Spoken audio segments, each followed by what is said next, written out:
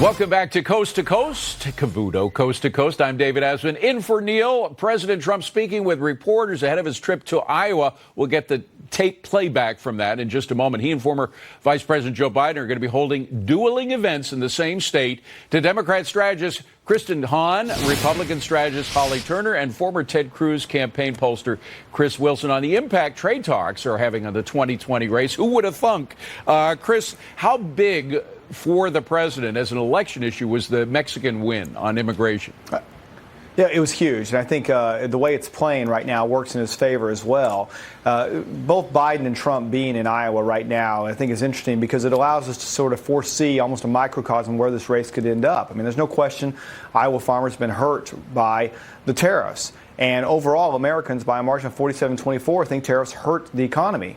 But having said that, the more Donald Trump can use those tariffs in sort of a high-risk, high-reward manner, allows him to show how he can be successful. Well, and Kristen, the more we learn about what the president got from the Mexicans on immigration, the more good and substantive it sounds. It sounds like there is going to be a genuine change in the asylum procedures, which will prevent a lot of the Central Americans from going into the United States. They'll be considered refugees on Mexican soil. Are the Democrats hurt by not playing a bigger role in immigration, like changing our own asylum laws? I don't think so. I mean, I think, and also, tying immigration to trade is an interesting political calculus. I think, but it seemed to work in this case. Well, you did see a lot of the Republicans in the Senate, speak up. But they were wrong. The president got what he wanted from the Mexicans. I would also say that but if you're looking at trade and the midterms and how it played in the midterms, I mean, we have to remember that a lot of those farmers were hurt by this, but we also had to pass billions of dollars in spending to make up to blunt that harm. So we just have to think about there are trade-offs here, right? And Republicans and Democrats should work together to figure out how we implement responsible trade policy. That sounds great, and I think everybody would like it if they did, but it's harder to achieve than to talk about. That is Holly, true. the president is on his way to Iowa right now. Of course, Joe Biden is as well, but he's going to go to the farmers and say, look, I've been looking after you folks. Yes, it came close to having tariffs, but we got what we needed from the Mexicans. Now the Mexicans are going to be importing all of the U.S. grain, and that's good for farmers. Do you think the farmers are going to stick with the president? Look, right now it might be a little tough, right? They're feeling it in their pocketbook. I think the president, he's going to go and thank them for sticking with him so far. And to be honest, he may ask them to trust him just a little bit longer while we work out this trade deal with China. There may be a little more hurt that comes down the road, but thank goodness we have a president that cares about the long-term success. I mean, for decades now, presidents have kicked this down the road. They've allowed China to bully us. And, historically, trade and tariffs have been used to negotiate other things. So I think it's normal for the immigration discussion to have tariffs be a part of that. And thankfully, it worked out well in Mexico. I think the farmers are going to see that this can be used to benefit them long term. And hopefully their farms will be able to be passed down for generations to come because of the successful negotiations the president's going to have with China. You know what I love about farmers is their resilience. Farmers have to deal with so much, whether it's pestilence or droughts or whatever it is. And now you got trade deals. And a lot of them are still sticking with Donald Trump. But it does surprise me when you think of everything that it's costing them, the China deal in particular. I mean, the Chinese, when you're talking about hog farmers, et cetera, I mean, there are a lot of people that are hurting in the U.S. because of those tariffs. Yeah, but as I said before, it's sort of a high-risk, high-reward approach. And I think if the president can use these tariffs to pry open China, get more trade, freer trade with them, it's a big win for the economy. The flip side of that is Joe Biden, where he comes from the old school, let's just talk and see if we can work things out and respect intellectual property. And the key is that doesn't work, and it's proven that it hasn't worked. So I think that's why you see the farmers tending to stick by the president right now. It's because they know that what Joe Biden did and the Obama-Biden administration did is that they did not have success. And so at this point, they're at least having somebody who's taken an active role to try and achieve something that will give them a better economy and allow them to sell more of their products I know you overseas. want to jump in on his Biden comments. Go ahead. Just really quickly, I mean, I actually grew up on a farm in Texas, and as the daughter of a small business owner, we just need to think about, Mexico's going to revisit this in a couple of months, and large and small businesses and employers alike have to make decisions, long-term decisions, and it's difficult when you're threatening trade wars with other countries, including China. But we have to be tough with them, but we have to look at all sides of this too. So there's business impacts. Holly, we're just about a minute away from the tape playback of the president. He has some harsh words for Joe Biden. Not surprising because they're both going to be in the same state at the same time. So far, Joe Biden has skipped out on a couple of pretty important Democrat events. Now it looks like he's ready to take the president head on. What do you think is going to happen?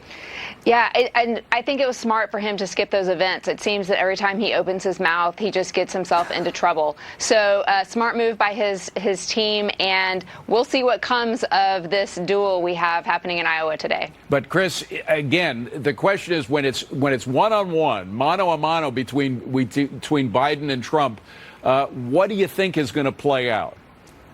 Well, today it's going to be about trade. And the question is, what is it about in a year and a half? And that's really what was being laid forth in terms of, as you see Joe Biden, the reason he's skipping those events is he doesn't want it to move as far to the left as the Democratic Party has moved overall. And so that's why he is going on and not getting booed when he says, we shouldn't be socialist. But you still see him changing positions he's held throughout his career. And I think that's the problem that Biden's going to have moving forward is he cannot say what he believes. He can't stand on his record. He's going to have to move so far left to be able to keep Bernie Sanders and Elizabeth Warren from overtaking him, that by the time it gets done, you're going to have a race that's really between Donald Trump owning so much of the middle, which is shocking at this point, and Biden will push himself so far off. And I have to say, David, since we're showing out farms here, I grew up on a farm in Oklahoma, and I get the I get the references here as well. All right, here's President Trump speaking moments ago. Let's listen. Thank you.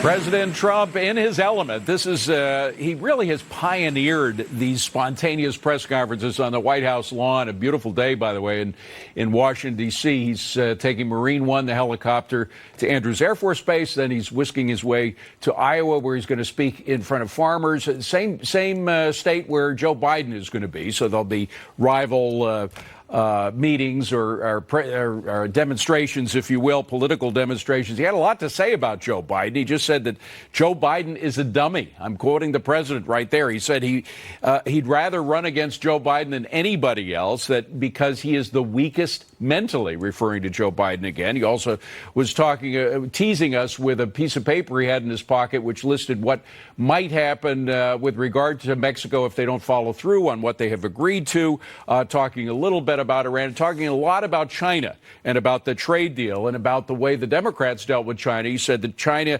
ate us alive during the Obama-Biden era, and they're not going to get away with it during his reign in office. We bring back Democrat strategist Kristen Hahn, Republican strategist Holly Turner, and former Ted Cruz campaign pollster Chris Wilson. A lot to go over there, everybody. Kristen, first to you. One thing he said is that Democrats want open borders. He said that's something that has been exposed by what's happened over the past year, talking about immigration, to which you would respond what? I'm sorry. There's a lot to unpack in what he just said, and there's a lot.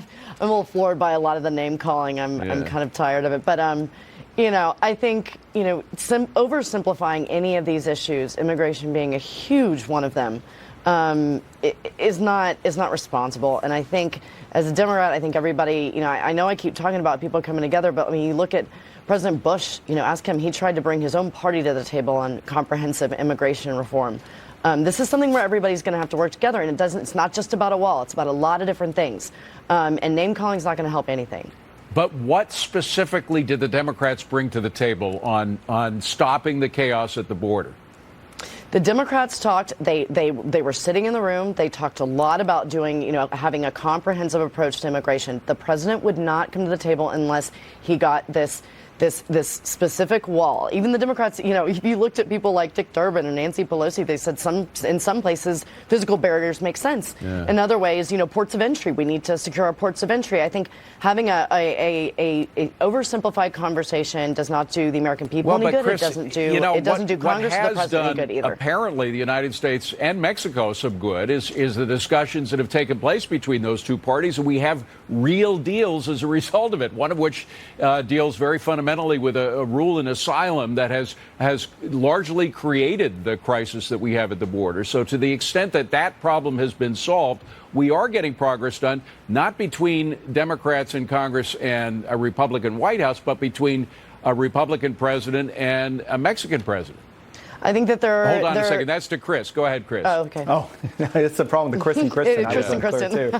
Yeah. No, I think it is clear. Like I said earlier, this is President Trump exercising a high-risk, high-reward strategy. And in the case of Mexico, it seems to be paying off. I will say, though, I dispute the assertion that Democrats are not for open borders. You had Beto O'Rourke stand right there on the border in El Paso, standing next to a wall and said we need to tear this down and let people to come across. So there are Democrats, and there are several Democrats running for president who are clearly in favor and have stated their preference for open borders and believing that we should not have any immigration reform, and they want people to be able to come into the country. That is what the president's against. That's what most American people are against. And Kristen, you may be against that, but I would say you've got a challenge with many people running for president for your party who do support open borders, and that is going to be a major issue in this campaign. There's no question about it. Holly, quickly, we've got to talk about China because the president did suggest that during the Obama-Biden era, China ate our lunch, to quote him. Do you think that's something that Americans care about, at least now? Is he going to bring that to the campaign trail, or is that just more for the China trade deal?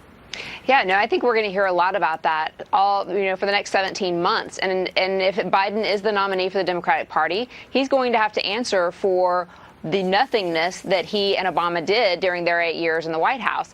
And, I think what we saw here, while it is a lot to kind of unpack, the president, he has here is, I think he believes he has leverage. And we see his confidence, and it's not just with dealing with immigration and Mexico, but with China. And I think he feels very confident with this Democratic field of candidates as well. So it's going to be very exciting to go into this season with him feeling like he's got some real wins behind him. Well, and that is his style. Like it or not, let's face it, folks, he ain't going to change. That's the way he is. He's going to bring it to the campaign, and if he's reelected, he'll bring it to the next term of the presidency. Good to see you all. Thank you for being here. David. Appreciate it.